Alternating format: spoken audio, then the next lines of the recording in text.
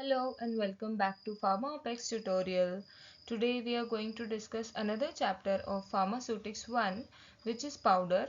And as this chapter is a bit lengthy, we will cover this chapter in two parts. So in this video, we will cover all these topics which are given here.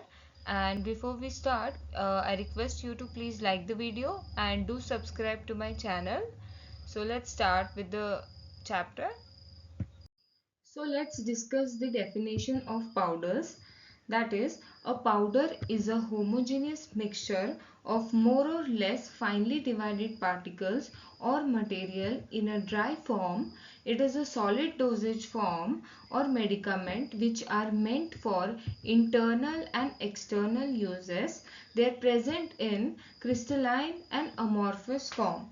So let's simplify this definition. So a powder is a dry mixture. It is a dry form and it is a dry mixture which is made up of a tiny particle. It can be used as a medicine that you take by mouth or put on your skin.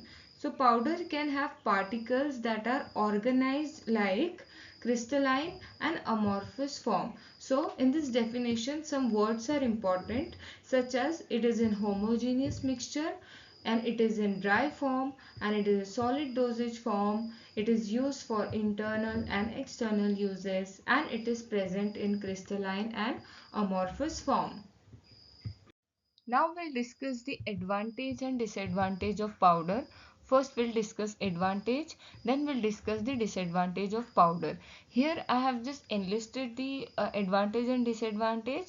While writing into the exam, I'll suggest you to write one or two lines about each advantage or disadvantage so that it will be the plus point for you only.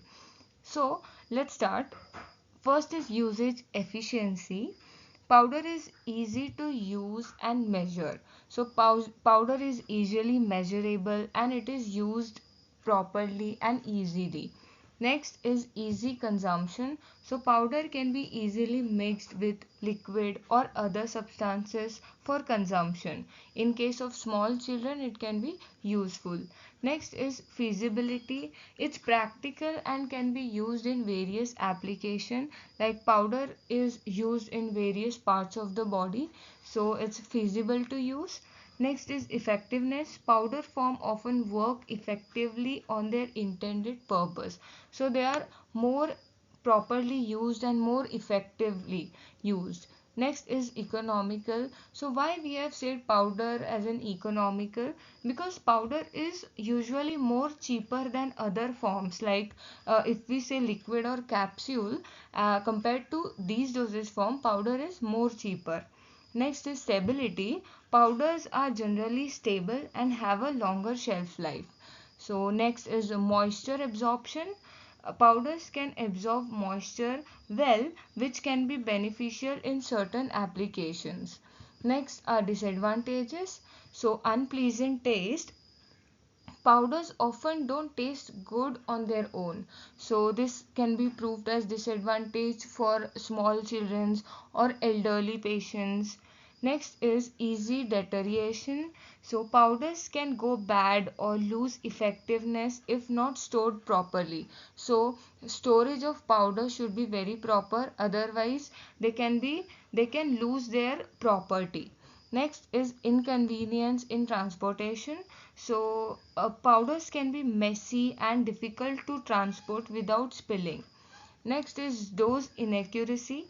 It's hard to measure the exact amount of dose, which can lead to taking too much or too little. So that can cause problem for the dosage measurement of the dose. Next is time consuming preparation. So preparation of powder for use can take more time compared to other forms such as liquid or capsules, etc. Threat to health. Powders can be harmful if inhaled or if they contain contaminations, etc.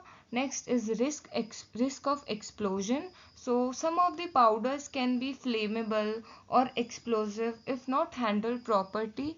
There can be a risk of explosion. So next is classification of powder. So in this video we'll cover the first part, and in the next video we'll cover the rest of the part, that is the bulk powder, and in this video we'll cover the divided powder. So as we have seen, classification of powder, so powder can be divided into two parts, that is first is divided powder, next is bulk powder. So divided powder is further subdivided into simple powder and compound powder. So let's discuss the divided powder. So divided powder is a single dose of medicine in powdered form packed in a individual packages is known as divided powder, also known as charts. Okay, so it is further divided into simple powder and compound powder. So first we'll discuss the simple powder. So what is simple powder? The powders typically contain one or two ingredients either in crystalline or amorphous form. If the powder is in crystalline form, it is crushed into fine powders, then measured, divided into portions and individually packaged. So here there are the terms crystalline and amorphous. So what is crystalline and amorphous form?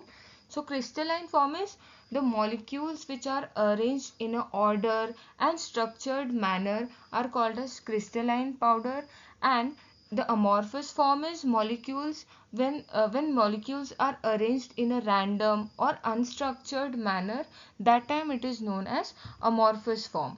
So let's take an example of paracetamol 300 mg. So what will be the procedure to make the paracetamol 300 mg? So first we'll grind the paracetamol into a powder form and measure out the necessary amount, that is 300 mg, right?